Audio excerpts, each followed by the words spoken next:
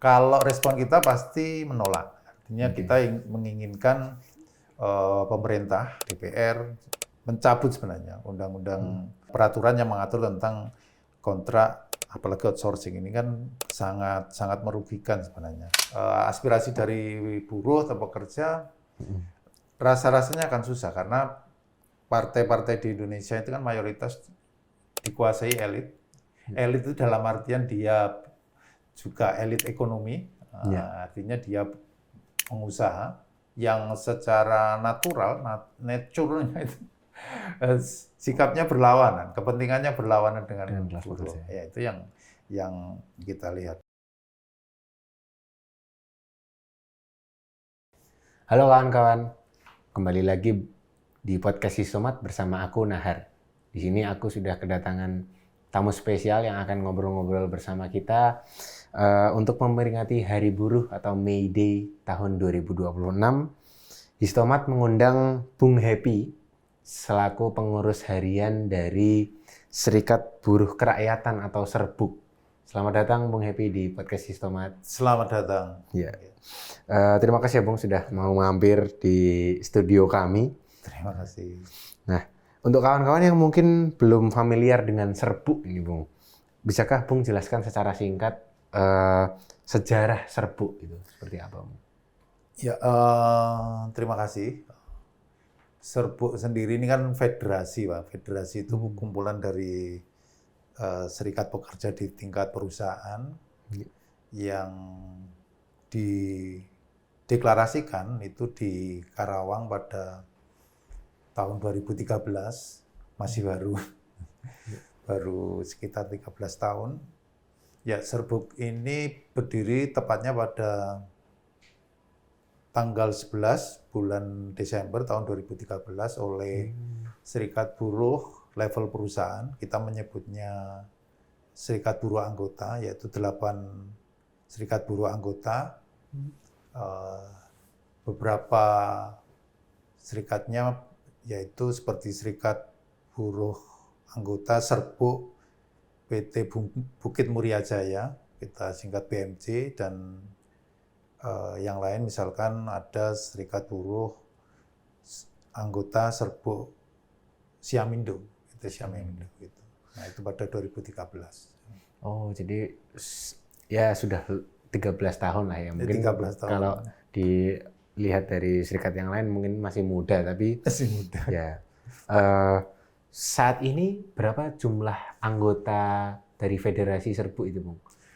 Buruhnya yang menjadi anggota dari Serbuk? Ya, kalau jumlah anggota ini menurut catatan terakhir itu di tahun 2025,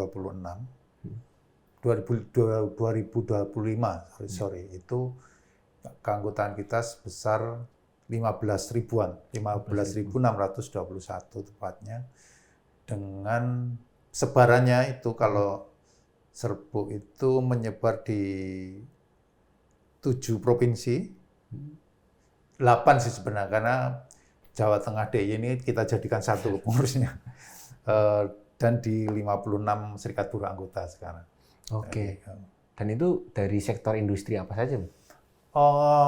Nah, ini kalau awalnya ya Serbuk ini memang dari beberapa multi lah, kita sebutnya aneka industri itu. Karena kalau Serbuk itu katakanlah misalkan tadi Bukit Muria Jaya itu kan untuk paper, kertas, terus ada pada waktu itu juga ada Hotel Bestin itu ya berarti kan dia sektor pariwisata, bisa masuk di sektor pariwisata pada waktu itu. Tapi setelah 2015, setelah 2 tahun berdiri, kita memang memfokuskan pada sektor-sektor yang kita anggap sebagai sektor intinya, yang sampai sekarang ini menjadi sektornya Serbuk, yaitu di sektor konstruksi utamanya. Di situ juga ada perkayuan berarti, ada di bahan bangunan, berarti kan dia seperti pabrik asbes, terus ada lagi di pabrik paralon misalkan gitu, dan juga di listrik, dia menjadi satu rantai pasoknya untuk sektor konstruksi. Oh begitu. Wah ini juga Pantesan cocok namanya serbuk, keren itu Bung. Serbuk kayu. Nah, terkait dengan keanggotaan serikat secara nasional ya Bung, kalau saya baca data dari Kemenaker tahun 2024, mungkin ini bisa didebatkan juga ya Bung, menunjukkan bahwa sebetulnya ada penurunan jumlah yang cukup signifikan anggota serikat secara umum di Indonesia di awal tahun 2000-an hingga tahun 2024 yang awalnya 9 juta di tahun 2000, lalu di tahun 2024 tuh hanya tersisa 4,2 juta. Nah, bagaimana dengan jumlah anggota yang dialami Serbuk, Bung? Apakah ada penurunan juga ketika awal berdiri atau seperti apa? Nah, kalau berkaitan dengan penurunan, kalau di Serbuk sendiri trennya kan naik sebenarnya. Karena Bertambah. dari 8 serikat buruh anggota tadi, sekarang jadi 56. Tapi memang itu situasinya kita tidak mengalami 2000-an awal, karena Serbuk sendiri kan baru 2013, sehingga periode penurunan itu, atau Serbuk ada itu ya memang situasi serikatnya sudah pada, atau keanggotaan buruh di dalam serikat pekerja itu memang sudah menurun. Gitu ya. Tapi kita tidak mengalami itu. Nah, Nah, sebagai serikat yang mungkin Bung Happy tadi bilang relatif baru lah ya. Nah, itu apa tantangan utama dalam mengajak buruh untuk bergabung menjadi serikat, bagian dari serikat? Ya, tantangan yang sering kita hadapi sebenarnya mayoritas gitu ya, bukan ya, sebagian besar itu memang transaksional ya, orang teman-teman atau calon anggota itu ketika bergabung dapat apa misalnya gitu. Nah, itu yang sering kali kalau dia teman-teman buruh ini tidak, atau buruh atau calon anggota ini tidak punya kasus, itu prosesnya akan agak lama. Karena mereka perlu ada proses mengetahui, penyadaran kira-kira keuntungannya apa. Tapi kalau pekerjanya atau buruhnya ini memang punya persoalan, itu lebih mudah. Karena berarti kan butuh semacam advokasi, bantuan gitu. Nah, tantangan itu yang kita masih, ya ini menjadi sangat menantang bagi, mungkin tidak hanya Serbuk ya, tapi di Serbuk ini menjadi problem umum kalau si pekerjanya ini tidak punya persoalan, itu agak susah. Justru ketika mengalami masalah itu adalah dalam tanda kutip kesempatan buat cari. Ya. Nah, bagaimana dengan ini Bung, sistem kerja fleksibel dari kontrak dan outsource yang makin marak, apakah itu juga jadi tantangan? Iya, tentu saja ya, karena salah satu tantangan atau salah satu penghambat lah ya, ketika orang mau berserikat, pekerja mau berserikat, itu memang ada ancaman begitu, ancaman tentang keberlangsungan kerja, utamanya dari siapa? Dari pemilik perusahaan, manajemen atau perusahaan.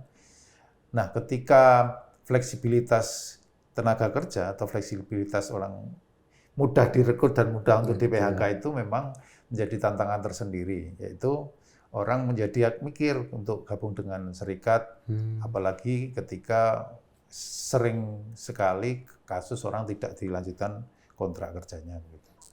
Bagaimana dengan apatisme buruh, Bung? Apakah itu juga terasa dalam Serbuk? Ya, itu kita juga merasakan itu ya. Umumnya memang ini kalau kita melihat teman-teman relatif, kalau di teman-teman serikat pekerja atau anggota kita sebenarnya kan secara umum di level pendidikan gitu, level kesadarannya memang masih sangat rendah gitu, karena mayoritas kalau kita bicara data itu kan mayoritas SMA ke bawah ya. Apalagi kalau teman-teman konstruksi, kita kan juga punya anggota di konstruksi yang informal lah, biasa kita sebut tukang, terus buruh harian lepas, buruh bangunan itu. Apatisme itu besar, apatisme tentang sebenarnya berhubungan dengan apa sih ketika bergabung ke dalam serikat pekerja itu, apa sih keuntungan, pasti perubahan begitu. Itu memang besar sekali. Nah, itu sampai sekarang memang masih menjadi tantangan. Oke, saya juga bisa membayangkan sih ya, ketika Serbuk berusaha mengadvokasi, berusaha mengajak buruh konstruksi untuk menjadi bagian dari serikat, pasti tantangannya luar biasa. Nah, terkait itu juga ya, Bung. Berarti kan pendidikan dalam serikat itu kan sangat penting gitu ya, Bung. Nah, bagaimana Serbuk memastikan yang pertama supaya anggotanya tidak berkurang, lalu caranya untuk melakukan pendidikan ke anggota itu seperti apa, Bung, kalau di Serbuk? Nah, salah satu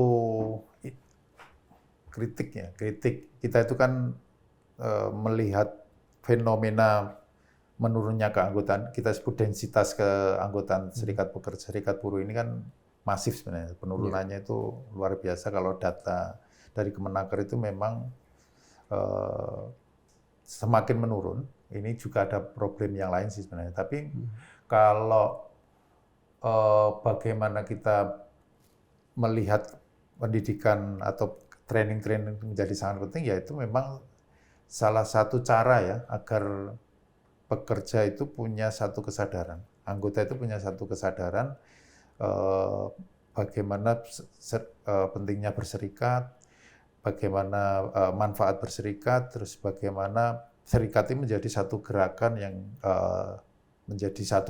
yang penting di dalam gerakan sosial. Salah satunya mempengaruhi perundang-undangan, aturan perundang-undangan itu menjadi sangat penting. Nah, apa yang kita lakukan di Serbuk sebenarnya kalau kita melihat rendahnya kesadaran, terus kemudian susahnya mengajak orang, itu di Serbuk sendiri kita punya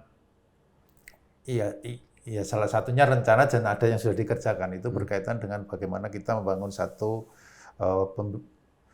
proses pendidikan kepada anggota dari pendidikan di level dasar, level menengah dan sampai level lanjut begitu. Karena pendidikan di Serbuk ini terutama 3 tahun terakhir itu kita lakukan secara agak rapi, Mas, sebenarnya.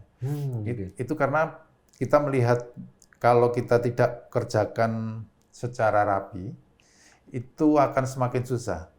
Dalam artian untuk meningkatkan kesadaran bagi kelas pekerja. Apa yang kita lakukan? Salah satu contoh begini. Di dalam sistem pendidikan nasional lah kita bicara, itu untuk menghasilkan satu orang dengan kapasitas tertentu misalkan, kalau SMK gitu kejuruan lah, dia bisa punya skill las lah, itu katakanlah las atau listrik itu dibutuhkan pendidikan minimal 9 tahun. 12 ya? 12 sampai lulus. Ya, itu.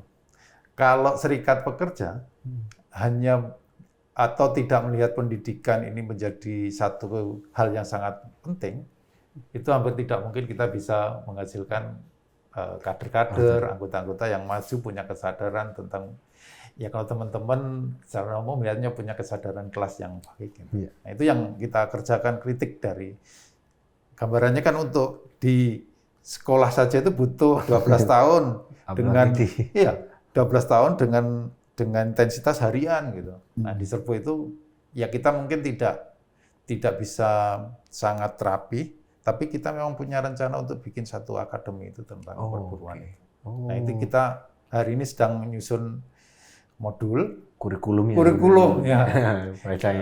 Itu yang kita harapkan memang terjadi di ke depan. Wah, luar biasa. Jadi Serbuk sudah menyiapkan juga ya agenda. Ini agenda besar ya? Iya, tapi belum jadi. Tapi kita sudah punya beberapa modul yang memang itu nanti akan kita praktekkan gitu.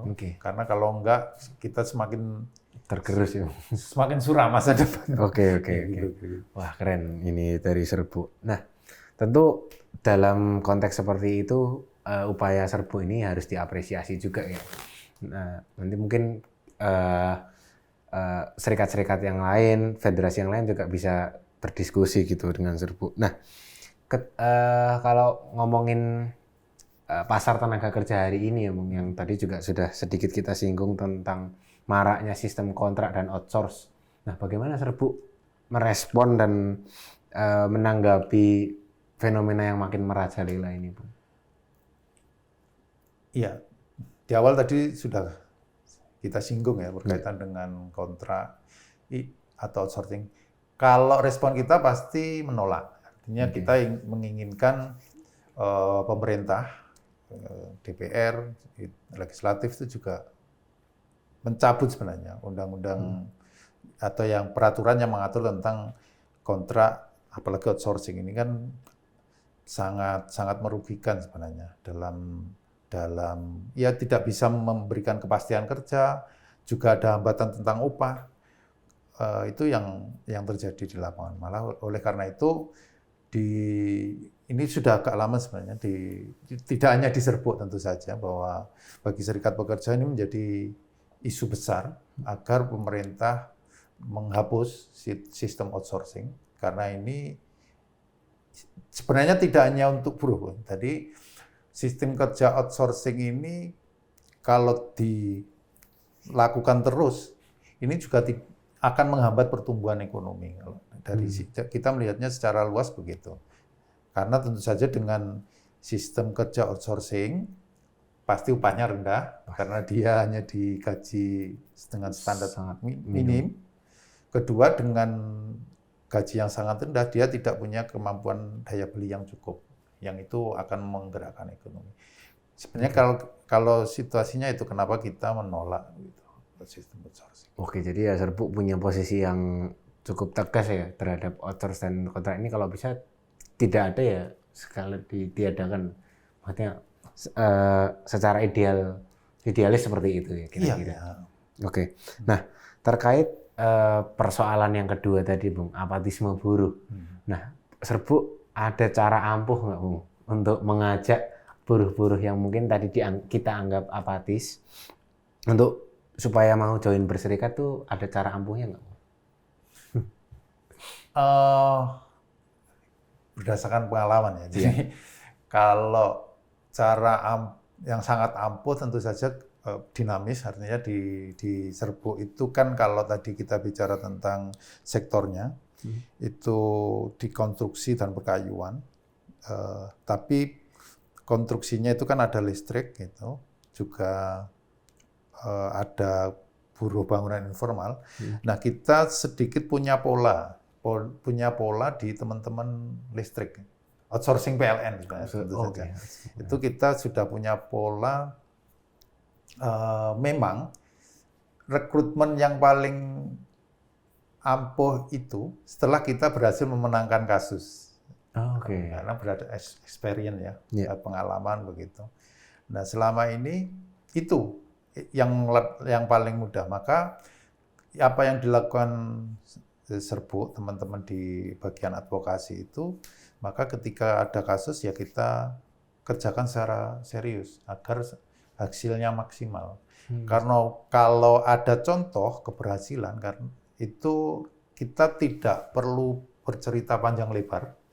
Ini loh. Ini hasilnya masih seperti itu sih. Oh, jadi ya istilahnya pemerintah biasanya best practice itu juga bisa dilakukan sebagai cara persuasif untuk mengajak orang bagian itu.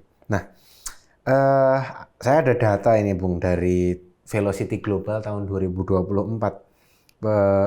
Penelitian itu tuh menunjukkan kalau Indonesia berada di posisi kelima negara dengan upah minimum paling rendah di dunia, dengan rata-rata sekitar 2 juta per bulan. Nah, apa pandangan Bung tentang upah buruh yang secara rata-rata itu masih sangat rendah dan bagaimana Serbuk merespon hal ini? Kalau kita rasakan sih ya emang rendah ya. Maksudnya data itu rasa-rasanya susah dibantah gitu terkait. Misalkan kalau di Jogja begitu kan di sekitaran 2,6. 2,6. Ya, Jawa Tengah juga sekitar ya memang seperti itu. Nah, kalau kita persoalkan bagaimana atau akarnya begitu, memang secara umum nilai tawar pekerja itu kan masih rendah buruh itu di Indonesia. Salah satunya adalah karena sempitnya lapangan pekerjaan. Salah satunya ya industrinya tidak berkembang. Kalau tadi kita balik di awal, salah satunya penurunan jumlah buruh masuk ke dalam serikat menjadi anggota serikat pekerja itu salah satunya ada deindustrialisasi di awal tahun 2000-an yang membuat yang memang nggak ada lagi pabrik-pabriknya itu nggak ada, perusahaan nggak ada. Maka itu yang terjadi. Nah, saya pikir ini harus jadi, bayangan saya harus jadi perhatian lah. Salah satunya serbuk mendorong sebenarnya pembukaan seluas-luas lapangan pekerjaan. Tidak hanya asal lapangan pekerjaan, tapi harus punya kualitas lah untuk, karena kalau lapangan pekerjaannya berkualitas, tentu saja upahnya juga akan membaik. Oke, jadi memang tren deindustrialisasi tadi itu juga turut memperparah kondisi ini ya, Bung.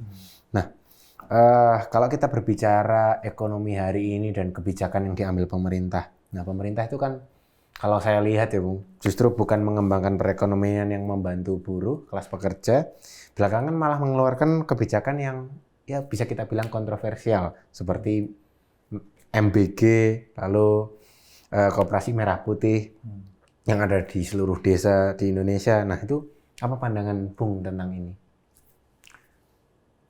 Iya, sebenarnya kalau kebijakan tersebut ya, kalau menurut saya sih ya, nggak apa-apa, karena itu salah satu apa cara untuk menciptakan lapangan pekerjaan karena ada efek-efeknya. Tapi memang kalau kita bicara misalkan MBG gitu, MBG itu menjadi kontroversi itu karena memang seperti orang buru-buru itu, seperti orang buru-buru tidak ada persiapan, dan ini yang menurut saya sangat memprihatinkan begitu.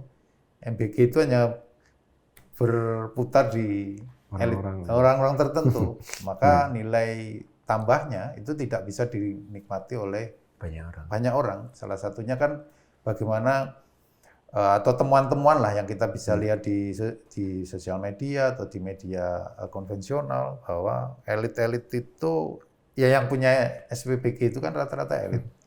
Kedua itu, MBG itu kan diharapkan mampu mengerek pertumbuhan ekonomi di atas 5%, bahkan 8% kan targetnya presiden, targetnya Prabowo itu. Tapi sampai dengan hari ini tidak mampu. Kenapa? Ya, itu karena uang itu atau dana yang digelontorkan itu kan dia tidak menstimulus pasar, tidak menstimulus ekonomi, karena ya uangnya ngumpul ke elit lagi. Kalau ngumpul di elit disimpan, uang kalau disimpan itu kan ya hanya nilai tambahnya dinikmati dengan bunga. Makanya itu yang jadi problem sebenarnya kalau menurut saya, terutama juga kalau ada lagi Koperasi Desa Merah Putih, malah ini yang menurut saya lebih kontroversial. Karena usahanya juga belum jelas akan seperti apa. Bahkan kalau kita melihat gitu, ya bisa dengan sangat mudah kita akses itu, usahanya jualan galon, misalnya galon air mineral itu. Nah, dan usaha-usaha itu kan seperti yang kita saksikan banyak juga di masyarakat. Artinya dia tidak jadi bentuk usaha yang baru. Selain ya kalau kita asumsi ya atau ya sebagian pengamat mengatakan bahwa ini untuk agenda politik sih, kan gitu. Nah, kita mencurigainya seperti itu. Nah, apakah tuduhan atau asumsi kita ini benar? Ya rasa-rasanya sih kita akan tidak lama lagi melihat itu terbukti. Iya, itu patut kita tunggu juga ya. Kira-kira seperti apa arahnya. Nah, kalau dalam pandangan saya ya, Bung, serikat buruh yang bisa dianggap progresif seperti Serbuk ini tuh terkesan ya sendirian ketika memperjuangkan nasib buruh di hadapan negara. Dan karena ketika kita berhadapan dengan negara, tentu peran partai itu jadi satu variabel yang penting gitu, Bung, kalau menurut saya. Nah, tapi juga sepertinya tidak ada partai yang benar-benar dalam tanda kutip berpihak pada buruh. Nah, apa pandangan Bung terhadap perlunya partai untuk mewadahi kepentingan kelas pekerja di Indonesia, Bung? Iya, kalau menurut saya sih penting itu.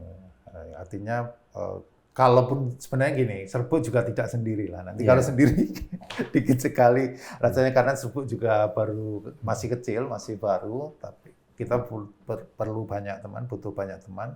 Dari tentu saja banyak serikat sebenarnya yang punya tuntutan terhadap negara, baik itu berbagai cara ya, baik dengan aksi demonstrasi atau negosiasi atau ngirim petisi, ngirim surat posisi, begitu banyak sekali. Tapi memang hari ini secara umum apakah ada partai yang benar-benar pro? Ya kalau mau dekat-dekat pemilu itu biasanya ada yang ngomong bahwa mereka ya rata-rata punya sayap organisasi semi independen di buruh. Tapi apakah aspirasinya mencerminkan gitu aspirasi dari buruh atau pekerja? Rasa-rasanya akan susah, karena partai-partai di Indonesia itu kan mayoritas dikuasai elit. Elit itu dalam artian dia juga elit ekonomi, artinya dia pengusaha yang secara naturalnya itu sikapnya berlawanan, kepentingannya berlawanan dengan buruh. Ya, itu yang kita lihat. Maka kalau pertanyaannya apakah penting ada partai yang itu menjadi jalan politik bagi kelas pekerja, itu ya tentu saja sangat penting, karena salah satu perubahan sosial itu kan bisa melalui pemilu, dan pemilu itu pesertanya partai politik, artinya di situ suara buruh itu menjadi sangat penting untuk ada partai politik. Nah, terkait dengan tadi ya, Bung, pemilu, sebetulnya ketika tahun 2024 lalu tuh ada partai yang mengatasnamakan sebagai partai buruh yang dipimpin oleh Said Iqbal. Nah, kalau pandangan Bung terhadap PB ini seperti apa, Bung? Tentu saja ada subjektivitas, karena maksudnya begini, karena Serbuk itu di awal juga menjadi bagian begitu. Kalau mungkin sekarang ya setengah bagian begitu dari partai buruh. Ya memang kalau pandangan kita di awal itu sangat berharap sebenarnya bahwa jadi ada partai yang punya basis kelas pekerja, punya pikirannya kelas pekerja, punya ide-idenya kelas pekerja, yang itu kita akan langsung lah. Misalkan kalau berjuang tidak lewat partainya orang lain, tapi ini partainya kelas pekerja sendiri. Tapi memang tentu saja ada dinamika begitu di dalam partai buruh sendiri, yang itu idenya kan macam-macam ternyata. Ide yang kemudian memimpin partai tersebut. Nah, salah satunya usul atau keinginan teman-teman, spektrum gerakan buruhnya juga macam-macam. Ada yang yang apa macam, ada yang ya orang menyebut kuning, merah, apa gitu. Nah, dari situ nampaknya aspirasi, kalau ini pandangan Serbuk begitu, pandangan saya, bahwa apa yang kita inginkan bahwa ada partai yang itu benar-benar punya aspirasi memperjuangkan dengan cara-caranya kelas pekerja, yaitu ada pendidikan yang tertib, ada pelatihan, ada ideologisasi. Nah, itu nampaknya tidak terjadi. Maka partai buruh menurut menurut saya itu ya terjebak menjadi partai umumnya, Umum, ya? yang umumnya. Misalkan ya bagaimana menggait pemilihnya ya tidak jauh berbeda dengan partai yang ada, misalkan besarnya politik uang begitu. Nah, itu yang tentu saja disayangkan. Nah, itu menjadi PR sebenarnya. Tentu tidak bisa disalahkan sepenuhnya kepada partai buruh karena juga ya macam-macam idenya juga itu belum lama juga partai itu rebound ya. Karena dulu itu sebenarnya partai lama, partai awal 2000-an, kemudian dia tumbuh lagi sekitar 2021, belum cukup lama untuk melakukan kaderisasi.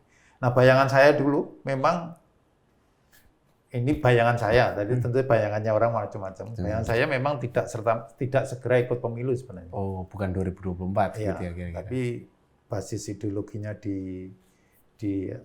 dipertegas, di basis kaderisasinya juga dipertegas, sehingga proses itu yang akan membedakan dengan partai-partai politik yang ada hari ini. Dan nampaknya keinginan itu ya tentu saja punya berhadapan-hadapan dengan keinginan yang lain, yang itu yang kemudian hari ini ya partai buruh ikut lolos pemilu, kemudian ya ikut pemilu, ya memang hasilnya ya seperti itu. Layaknya partai yang lain, ya layaknya partai yang gagal pemilu terjadi persoalan internal, begitu.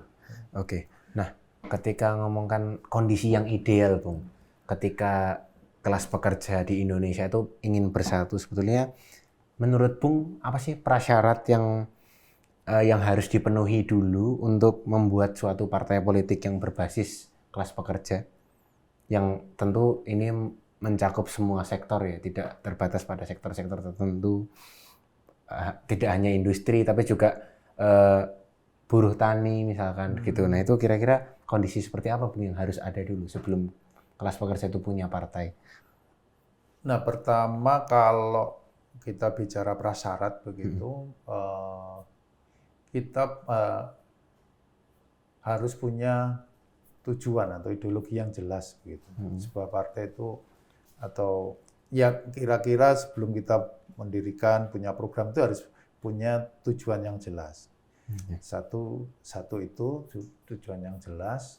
Yang kedua itu berkaitan dengan kemandirian. Ini yang seringkali jadi persoalan. Nah, kemandirian itu bagaimana kita akan mengurus partai ini, uangnya dari mana, rencananya seperti apa, itu menjadi sangat penting.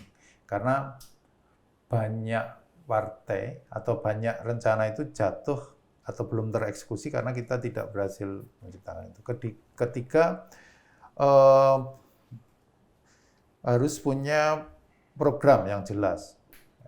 Kalau tadi tujuan, kita untuk mencapai tujuan itu harus punya program-program yang jelas. Misalkan 5 tahun rencana pendeknya, rencana menengah, jangka jauhnya itu akan seperti apa.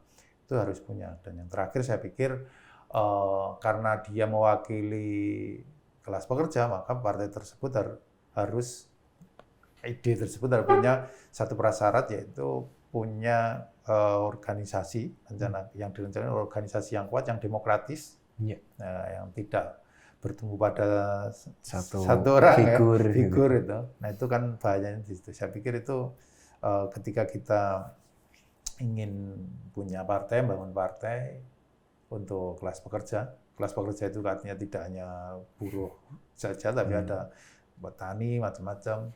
Itu menurut saya kok rasa-rasanya begitu. Oke, makasih. Jawabannya sangat komprehensif gitu. Nah, ini pertanyaan terakhir Bung untuk Bung Happy. Menurut Bung, apa sih program utama yang harus dikerjakan di negara kita ini untuk dapat memajukan kelas pekerja itu sebetulnya apa Bu yang utama dibutuhkan saat ini?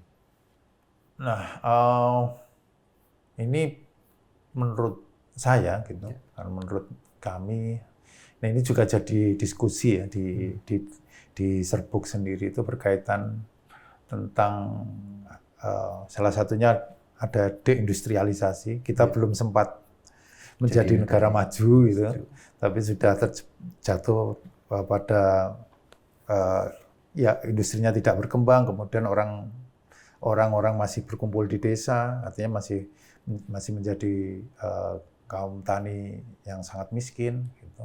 Dan kemudian lompat ke industri jasa, misalnya pariwisata macam-macam tanpa basis industri yang kuat. Nah, saya pikir dalam diskusi yang kita kembangkan, diskusi yang kita lakukan, salah satunya kita menyoroti itu berkaitan dengan reforma agraria. Ini menjadi hal penting.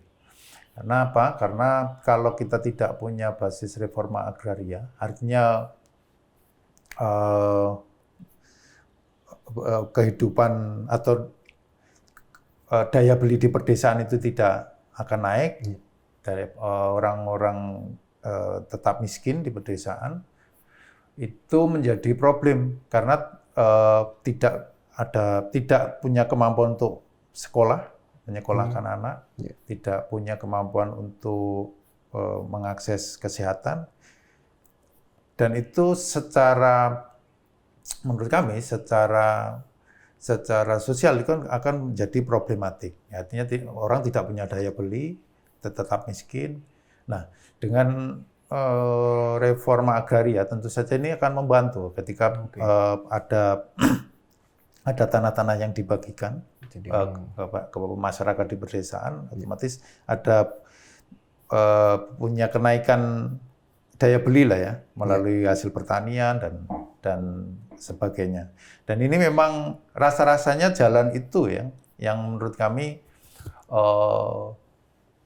punya aspek keberhasilan gitu. Ketika kita bicara misalkan Korea Selatan begitu, mereka mengembangkan reforma agrarianya sendiri ya, dengan modelnya sendiri yang menjadi tumpuan di situ. Ketika orang-orang di pedesaan punya daya beli yang baik, sekolah tumbuh, masyarakat tumbuh, kemudian mereka akan menjadi tenaga produktif di perkotaan, mereka jadi kelas pekerja, punya ini, mengubah nilainya menjadi lebih tinggi ya. Kalau pertanian itu kan nilai tambahnya kecil, tapi dengan industrialisasi itu kan menjadi besar. Nah itu tidak terjadi. Nah celakanya kita, karena mungkin tidak ada reforma agraria di Indonesia, 2000-an awal itu langsung terjebak pada deindustrialisasi.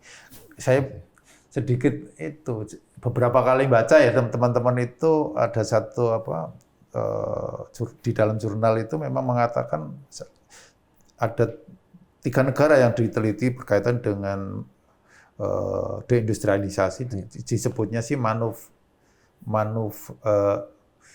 prematur deindustrialization. Itu jadi problem, salah satunya di Brazil, India, dan juga di Indonesia. Nah itu akan susah lagi kita kalau mau jadi negara maju. Maka bonus demografi macam-macam itu tidak akan tercapai, tidak akan menghasilkan satu kemajuan kalau reforma agraria tidak pernah terjadi. Iya, menurut saya sih begitu. Oke, jadi justru persoalan mendasarnya sebelum kita melakukan industrialisasi ulang tuh reforma agraria, pemerataan kepemilikan lahan tuh harus diselesaikan dulu. Menurut rasa-rasanya sih begitu. Ya, yang itu memang tidak pernah dilakukan. Sebetulnya undang-undangnya ada ya, Bung. UU PA 1960 itu masih ada, tapi memang tidak pernah nggak ada undang-undang turunan, saya nggak ngerti ya. Turunannya. Saya pikir itu sih kalau kita apakah sekarang ini telat atau tidak, rasa-rasanya sih belum. Nah kalau kita punya, nah ini bagaimana prosesnya, itu kita mungkin masih perlu pendiskusian ya, reforma kayaknya seperti apa. Saya pikir begitu. Oke, menarik sekali jawaban dari Bung Happy. Terima kasih Bung untuk sudah datang untuk ngobrol-ngobrol di podcast Sisomat spesial edisi Hari Buruh ini, Bung. Sama-sama. Semoga kita bisa bertemu lagi di waktu selanjutnya. Mungkin saya yang gantian main. Iya, boleh. Gitu. Nanti kita bisa diskusi di sana. Sampai jumpa di lain waktu ya, Bung. Ya, terima kasih. Oke, terima kasih kawan-kawan Sisomat. Kita Jumpa lagi di episode selanjutnya.